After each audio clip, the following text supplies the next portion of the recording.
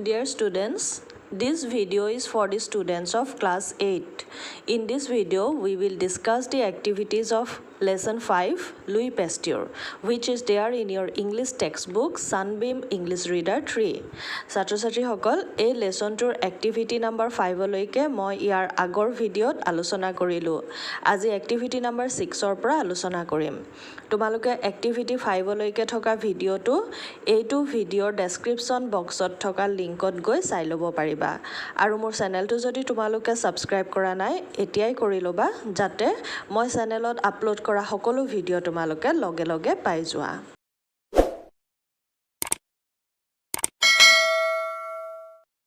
Activity 6. Let us learn some tense forms. Activity 6ত তোমালোকক টেন্সৰ বিষয়ে দিয়া হৈছে।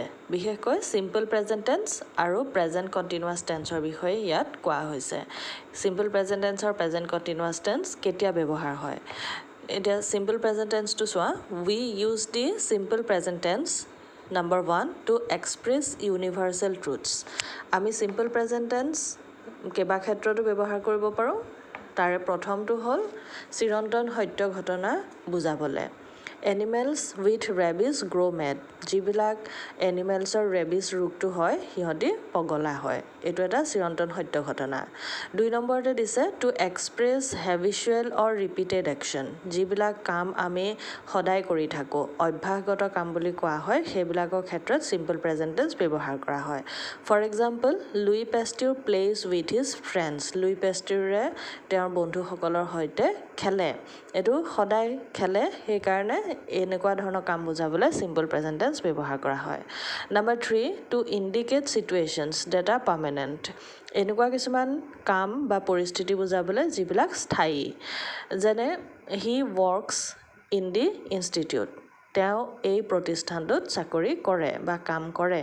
এইটো এটা সদায় হৈ থকা ঘটনা। এইটো এটা স্থায়ী ঘটনা। সেইকাৰণে এনেকুৱা কাম বুজাবলৈও সিম্পল প্ৰেজেন্ট টেন্স ব্যৱহাৰ কৰা হয়। 2 নম্বৰতে দিছে প্ৰেজেন্ট কন্টিনিউয়াছ টেন্স কেতিয়া ব্যৱহাৰ হয়? We use the present continuous tense to express an action that is presently going on. যিবিলাক কাম আমি বৰ্তমান সময়ত কৰি থাকোঁ বৰ্তমান সময়ত চলি থকা কাম বুজাবলৈ প্ৰেজেন্ট কন্টিনিউয়াছ টেন্স ব্যৱহাৰ কৰা হয়। He is working on his experiment. তেওঁ গৱেষণাৰ কাম কৰি আছে। ধৰি লোৱা আমি এতিয়া পঢ়ি আছোঁ we are reading now. ল'ৰাবিলাকে এতিয়া খেলি আছে the boys are playing now. এনেকুৱা ধৰণৰ কামবিলাক যিবিলাক কাম বৰ্তমান সময়ত চলি থাকে সেইবিলাক কাম বুজাবলৈ প্ৰেজেন্ট কন্টিনিউয়াছ টেন্স ব্যৱহাৰ কৰা হয়। এটা টেন্সৰ ওপৰত কেইবাটাও ভিডিঅ' মই মোৰ চেনেলত আপলোড কৰি থৈছোঁ। তোমালোকে প্লেলিষ্টত গৈ গ্ৰামাৰ ছেকশ্যনত বিচাৰিলে টেন্সৰ ভিডিঅ'কেইটা চাব পাৰিবা। তাত মই কোনটো টেন্স কেতিয়া ব্যৱহাৰ হয় তাৰ ফৰ্ম এক্সাম্পল সকলোবিলাক ভালদৰে বুজাই থৈছোঁ। লগতে আই বাটনত তাৰ লিংক দিয়া আছে তোমালোকে তাত গ'লেও চাব পাৰিবা। ইয়াৰ পিছৰ যিটো 6ৰ চি নম্বৰ দিছে now complete the sentences using the simple present or the present continuous forms of the verbs in brackets. তোমালোকক 6ৰ এ আৰু বিত যে চিম্পল প্ৰেজেণ্ট টেন্স আৰু প্ৰেজেণ্ট কণ্টিনিউৱাছ টেন্স কেতিয়া ব্যৱহাৰ হয় শিকালে তাৰ ওপৰত কেইটামান এক্সাম্পল তোমালোকক নিজে কৰিবলৈ কৈছে। নম্বৰ 1 দিছে উই ডেছ ফুটবল ইন দি আফটাৰনুন। আমি আবেলি ফুটবল খেলোঁ। এইটো সদায় কৰি থাকোঁ সেয়ে চিম্পল প্ৰেজেণ্ট টেন্সত হ'ব we play. Number 2 the sun dash in the east rise. এইটো চিৰন্তন সত্য ঘটনা। The sun rises in the east মানে চিম্পল প্ৰেজেণ্ট টেন্সত লিখিব লাগিব। Number 3 don't make a noise the baby sleep. এতিয়া ইয়াত কৈছে যে হুলস্থুল নকৰিবা কেঁচুৱাটো শুই আছে। এতিয়া শুই আছে বৰ্তমান সময়ত শুই আছে সেইকাৰণে প্ৰেজেণ্ট কণ্টিনিউৱাছ টেন্সত লিখিব লাগিব the baby is sleeping. Number 4 someone dash at the door can you hear it. যে কোনোবাই দৰ্জাত নক কৰিছে তুমি শুনিছানে? এতিয়া শুনা কথা কৈছে গতিকে এতিয়াই নক কৰি থকা কথা কৈছে সেইকাৰণে present continuous someone is knocking. Number 5 the man dash towards the bus. মানুহজন বাছৰ ফালে দৌৰি গৈছে বৰ্তমান সময়ৰ কথা বুজাইছে সেয়ে ইজ ৰানিং হ'ব। Number 6 the bus usually does at 8 o'clock। যে বাছখন সাধাৰণতে 8টা বজাত আহে গতিকে ইউজুৱেলি থকাৰ কাৰণে আমি চিম্পল প্ৰেজেণ্টত লিখিব লাগিব comes. He does for an engineering entrance examination.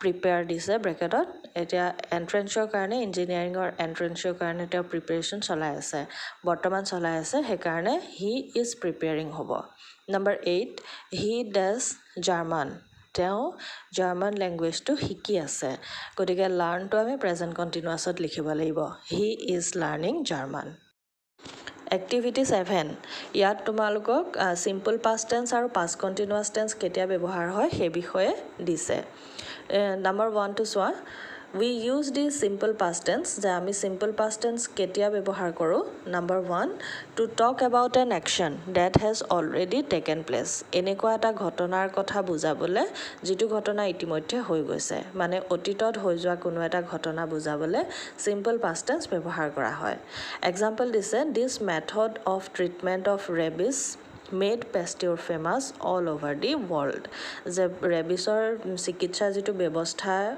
পেষ্টিউৰে আৱিষ্কাৰ কৰিছিল সেইটোৱে পেষ্টিউৰক গোটেই পৃথিৱীজুৰি বিখ্যাত কৰি তুলিছিল গতিকে মেডটো হ'ল ভাৰ্ব আৰু ই পাষ্ট টেন্সত আছে আগতে হৈ যোৱা কথা কৈছে সেইকাৰণে এইটো পাষ্ট টেন্সত ব্যৱহাৰ কৰা হৈছে 2 নম্বৰতে কি হ'ব to show' a series of completed actions হৈ যোৱা ঘটনাৰ এটা শাৰী ইটো কামৰ পিছত সিটো কাম এনেকৈ যেতিয়া কামবিলাক হৈ থাকে অতীতত তেতিয়া তেনেকুৱা কামবিলাক বুজাবৰ কাৰণেও চিম্পল পাষ্ট টেন্স ব্যৱহাৰ কৰা হয় he injected the boy with the virus and kept him under watch যে তেওঁ ভাইৰাছটো ল'ৰাটোৰ গাত ইনজেক্ট কৰিলে আৰু তাক নিৰীক্ষণ কৰি থাকিলে গতিকে ইটো কামৰ পিছত সিটো কাম হৈ আছে গতিকে এই কামখিনি বুজাবলৈ চিম্পল পাষ্ট টেন্স ব্যৱহাৰ কৰা হয় Number B, we use the past continuous tense. আমি past continuous tense কেতিয়া ব্যৱহাৰ কৰোঁ Number 1, to refer to an action that was going on for a certain period of time in the past. যে কোনো এটা কাম যদি অতীতৰ কোনো এটা নিৰ্দিষ্ট সময়ত চলি থকা বুজায় অলপ সময়ৰ কাৰণে তেতিয়া তেনেকুৱা কামৰ ক্ষেত্ৰত past continuous tense ব্যৱহাৰ কৰা হয় For example, one day a boy called Louis Pasteur was playing with his friends. যে এদিন লুই পেষ্টিউৰ নামৰ এজন ল'ৰাই তেওঁৰ বন্ধুসকলৰ লগত খেলি থকা কামটো কণ্টিনিউৱাছলি চলি থকাৰ কাৰণে সেই কামটোৰ ক্ষেত্ৰত পাষ্ট কণ্টিনিউৱাছ টেন্স ব্যৱহাৰ কৰা হৈছে তাৰ পিছৰটো চোৱা to show' that something happened while another action was going on এনেকুৱা এটা মানে কথাৰ ক্ষেত্ৰত পাষ্ট কণ্টিনিউৱাছ টেন্সটো ব্যৱহাৰ কৰা হয় যেতিয়া অন্য এটা কাম হৈছে সেই মুহূৰ্ততে যদি আৰু এটা কাম চলি থাকে তেতিয়া সেই চলি থকা কামটোৰ ক্ষেত্ৰত পাষ্ট কণ্টিনিউৱাছ টেন্স ব্যৱহাৰ কৰা হয় Many years later, when he was experimenting on rabbits, he found the deadly virus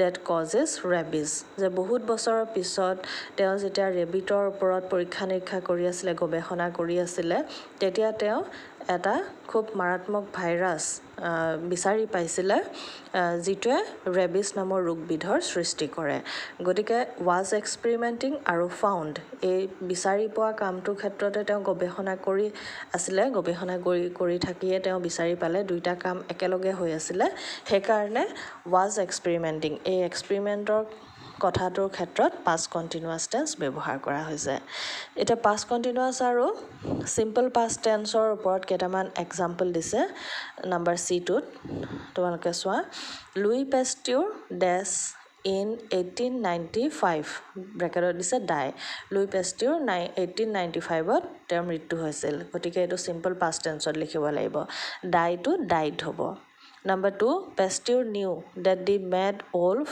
dashed from rabies.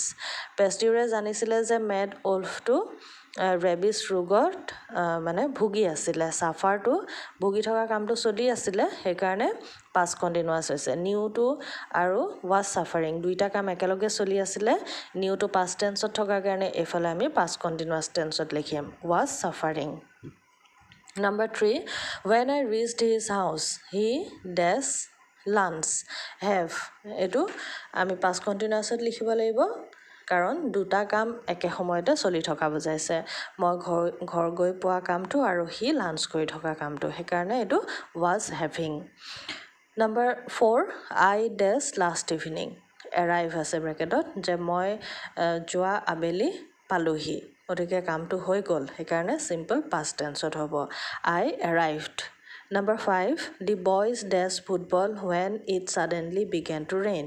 ল'ৰাবিলাকে খেলি আছিলে ফুটবল খেলি আছিলে যেতিয়া হঠাৎ বৰষুণ দিবলৈ ধৰিলে এতিয়া খেলি থকা কামটো হৈ আছিলে কণ্টিনিউৱাছলি আৰু it began to rain began to past টেন্সত আছে সেইকাৰণে আমি খেলা কামটো পাষ্ট কণ্টিনিউৱাছত লিখিব লাগিব the boys were playing activity 8ত তোমালোকক এটা পেৰাগ্ৰাফ দিছে তাত কেইটামান ব্লেংক দি দিছে আৰু ব্ৰেকেটত ভাৰ্ব দিছে সেই ভাৰ্বটো তোমালোকে কাৰেক্ট ফৰ্মত বহুৱাব লাগিব এতিয়া যিকেইটা টেন্স তোমালোকে শিকি আহিলা লাষ্ট এক্টিভিটি 6 আৰু 7ত তাৰ ওপৰতে এই পেৰাগ্ৰাফটো দিয়া হৈছে এতিয়া পেৰাগ্ৰাফটো আৰম্ভ হৈছে yesterday I returned from school alone এতিয়া yesterday বুলি কওঁতে আমি গম পাইছোঁ যে এই পেৰাগ্ৰাফটো কালিৰ মানে past tenseৰ গতিকে ইয়াত ৰিটাৰ্ণটো কি হ'ব was returning yesterday I was returning from school alone on the way I saw a group of boys around a dog the dog seemed to be mad and the boys were throwing stones at it. This made the dog angry and frightened. The dog began to bark angrily. The boys found this very funny and they hit the dog with a stick. I was standing nearby quietly. Suddenly the dog rushed at me and bit me. I shouted to the boys to help me, but they ran away. The dog was so angry that it would not let go of my leg. Finally, 3 men from a nearby shop came out and chased the dog away. Activity 9. Here are a few words from the lesson. See if you can match the words to their meanings. ইয়াত এটা কলম দিছে বাওঁফালৰ কলমটোত দিছে ৱৰ্ডবিলাক আৰু right ছাইডৰ কলমটোত দিছে তাৰ মিনিংবিলাক খেলি মেলিকৈ দিয়া আছে তোমালোকে মিলাব লাগে স্কেয়াৰ্ড মানে ভয় খোৱা ইয়াৰ লগত মিলিব to be frightened of something or afraid that something bad might happen তাৰপিছতো আছে স্ক্ৰেচড মানে আচুৰা ইয়াৰ লগত মিলিব when the skin is cut or damaged slightly with something sharp such as nails তাৰপিছতো আছে ailing মানে অসুখ হৈ থকা sick and not improving তাৰপিছত আছে virus a living thing too small to be seen without a microscope that causes infectious diseases microorganisms মানে হ'ল a very small living thing that you can only see under a microscope Activity 10 Look at the pictures given below write sentences in the boxes using words from the lesson to describe the pictures তোমালোকক তলত 4টা picture দিছে আৰু প্ৰতিটো পিকচাৰতে কি বুজাইছে সেই কথাটো তলত দিয়া বক্স কেইটাত লিখিবলৈ কৈছে আৰু লিখোতে তোমালোকক লেসনটোৰ সহায় ল'বলৈ কৈছে লেসনটোত ব্যৱহাৰ কৰা শব্দ ব্যৱহাৰ কৰি তাত এই পিকচাৰ কেইটা বৰ্ণনা কৰিবলৈ কৈছে নাম্বাৰ 1ত দেখিছো প্ৰথম ছবিখনত আমি দেখিছো যে এটা কুকুৰে লৰা এটা খেদি আহিছে তেতিয়া আমি এটো কিদৰে বৰ্ণনা কৰিম a mad dog is running after the boy 2 number ছবিখনত দেখিছো যে লৰাটো কুকুৰটোৱে কামুৰিলে হি তাৰ ভৰিটো চাই বহি আছে তেতিয়া তাক আমি কিদৰে বৰ্ণনা কৰিম দি বয় ওয়াজ বিটেন বাই এ মেড ডগ তাৰ পিছৰ ছবিখনত আমি দেখিছো লৰাটোক ডক্টৰৰ ওচৰলৈ নিয়া হৈছে ডক্টৰ আৰু নাৰ্ছে তাৰ ট্ৰিটমেন্ট লৈ আছে তাৰ চিকিৎসা কৰি আছে the doctor and the nurse are giving medical treatment to the injured boy তাৰ পিছৰ ছবিখনত দেখিছো লৰাটো শুই আছে the boy is taking rest Activity 11 Look at the following sentences they are in direct speech imagine you are reporting the conversation to someone rewrite the sentences in indirect or reported speech তলত তোমালোকক 3টা sentence দিছে আৰু এই sentence 3টা direct স্পিচত লিখা হৈছে তোমালোকক ইনডিৰেক্ট স্পিচলে নিবলে কৈছে নাম্বাৰ 8 চোৱা what is the matter Louis asked him এইটো ইনডিৰেক্ট কৰিলে হ'ব Louis asked him what the matter was. Number B2, can you save my son? The woman asked Louis. এইটো ইনডিৰেক্ট কৰিলে হ'ব the woman asked Louis if he could save her son. Number C2 চোৱা, I will do whatever I can, said Louis to the boy. ইয়াক ইনডিৰেক্ট কৰিলে হ'ব Louis told the boy that he would do whatever he could. Director পৰা ইনডিৰেক্ট নেৰেশ্যনলৈ কিদৰে নিব পাৰি, direct speech বা direct নেৰেশ্যনৰ পৰা ইনডিৰেক্ট স্পীচ বা ইনডিৰেক্ট নেৰেশ্যন কিদৰে কৰা হয় তাৰ ওপৰত মই কেইবাটাও ভিডিঅ' মোৰ চেনেলত আপলোড কৰি থৈছোঁ। তোমালোকক আই বাটনত মই লিংক দি দিছোঁ। এই ভিডিঅ'টো চোৱাৰ পিছত তোমালোকে সেই ভিডিঅ'কেইটা চাই ল'বা, কাৰণ মই ডিটেইলত প্ৰতিটো ভাগ কেনেদৰে চেঞ্জ কৰিব লাগে তোমালোকক দেখুৱাই থৈছোঁ। সেই ভিডিঅ'কেইটা চালে তোমালোকে ভালদৰে বুজি পাবা কিদৰে নেৰেশ্যন চেঞ্জ কৰা হয়। Activity 17, refer to a dictionary or your text and give two examples of adjectives with the following prefixes or suffixes. এটা তোমালোকক ডিকচনেৰীত চাবলৈ কৈছে নাইবা টেক্সটবুকত চাবলৈ কৈছে, আৰু তলত যিকেইটা প্ৰিফিক্স আৰু ছাফিক্স দিছে সেই প্ৰিফিক্স আৰু ছাফিক্স থকা ৱৰ্ড বা এডজেক্টিভ তোমালোকক লিখিবলৈ দিছে। এতিয়া প্ৰিফিক্স আৰু ছাফিক্স মানে কি? প্ৰিফিক্সৰ অৰ্থটো হ'ল এটা সম্পূৰ্ণ অৰ্থ প্ৰকাশ কৰা শব্দৰ আগত যদি শব্দাংশ যোগ দিয়া হয় তেতিয়া তাক প্ৰিফিক্স বুলি কোৱা হয়।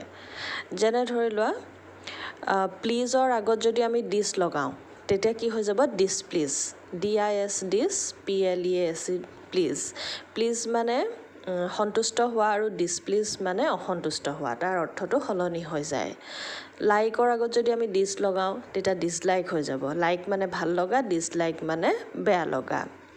সেইদৰে ছাফিক্সৰ অৰ্থটো হ'ল এটা সম্পূৰ্ণ অৰ্থ প্ৰকাশ কৰা শব্দৰ পিছত যদি শব্দাংশ যোগ কৰি এটা নতুন শব্দৰ সৃষ্টি কৰা হয় তেতিয়া তাক ছাফিক্স বুলি কোৱা হয়।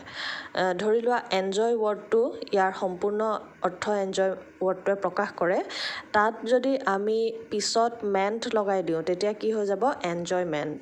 মেণ্টটো হ'ল ছাফিক্স আৰু নতুনকৈ সৃষ্টি হোৱা শব্দটো হ'ল এনজয়মেণ্ট। এইদৰে তোমালোকক ইয়াত আন প্ৰিফিক্সটো লগাই পেলাই কেইটামান ৱৰ্ড নতুনকৈ সৃষ্টি কৰি দেখুৱাই দিছে। হেপী আৰু টাইডিৰ আগত যদি আন লগোৱা হয়, মানে আনটো যদি প্ৰিফিক্স হিচাপে ৰখা হয় তেতিয়া আনহেপী আৰু আনটাইডি হ'ব। এতিয়া তাৰপিছত ডিছ দিছে, ডিছটো যদি আমি প্ৰিফিক্স হিচাপে লওঁ তেতিয়া নতুনকৈ সৃষ্টি হোৱা ৱৰ্ড দুটা কি হ'ব? দুটা ৱৰ্ড আমি এইদৰে লিখিব পাৰোঁ ডিছ প্ৰিফিক্সটো লগাই, ডিছলয়েল আৰু ডিজনেষ্ট। তাৰপিছত লেছটো যদি আমি ছাফিক্স হিচাপে লওঁ তেতিয়া দুটা তাৰ পৰা কি ৱৰ্ড সৃষ্টি হ'ব পাৰে? কেয়াৰলেছ, এণ্ডলেছ এই দুটা শব্দৰ সৃষ্টি হ'ব পাৰে। ALL দিছে, তাৰপিছত ALটো ছাফিক্স হিচাপে ইউজ কৰিবলৈ দিছে। আমি হাৰ্ব আৰু পোষ্ট এই ৱৰ্ড দুটা লৈ পেলাই তাৰপিছত AL লগাইছোঁ, হাৰ্বেল আৰু পোষ্টেল সৃষ্টি হৈছে। তাৰপিছত ফুল ছাফিক্স দিছে আৰু আমি ৱৰ্ড লৈছোঁ পাৱাৰ আৰু পিচ। পাৱাৰৰ পিছত যদি ফুল ছাফিক্স লগোৱা হয় তেতিয়াহ'লে পাৱাৰফুল হ'ব আৰু পিছৰ লগত লগালে পিচফুল হ'ব। OUS আছ এইটো ছাফিক্স হিচাপে ইউজ কৰিবলৈ দিছে। আমি দুটা ৱৰ্ড লৈছোঁ জয় আৰু ডিজেষ্টাৰ। জয়ৰ পিছত OUS লগালে জয়াছ হ'ব আৰু ডিজেষ্টাৰৰ পিছত লগালে ডিজেষ্ট্ৰাছ হ'ব। ছাত্ৰ ছাত্ৰীসকল, তোমালোকৰ লেচন 5 লুই পেষ্টিউৰৰ এক্টিভিটি এইকেইটাই আছিলে। আশা কৰোঁ তোমালোকে বুজি পাইছা আৰু এই এক্টিভিটিখিনিৰ লগত জড়িত হৈ থকা টেন্স আৰু নেৰেশ্যনৰ ভিডিঅ'সমূহ চাবা বুলি আশা কৰিলোঁ। তোমালোকৰ কোৰ্চৰ ভিডিঅ'সমূহ মই এটা এটাকৈ আপলোড কৰি আছোঁ যাতে তোমালোকে কোৰ্চটো ভালদৰে বুজি পোৱা আৰু তোমালোকৰ এক্সাম ভাল হয়। তোমালোকে মোৰ ভিডিঅ'সমূহ চাই থাকিবা আৰু মোৰ ভিডিঅ'সমূহ লগে লগে পাই থাকিবৰ বাবে মোৰ চেনেলটো ছাবস্ক্ৰাইব কৰি ল'বা। Thank you everyone for watching my video.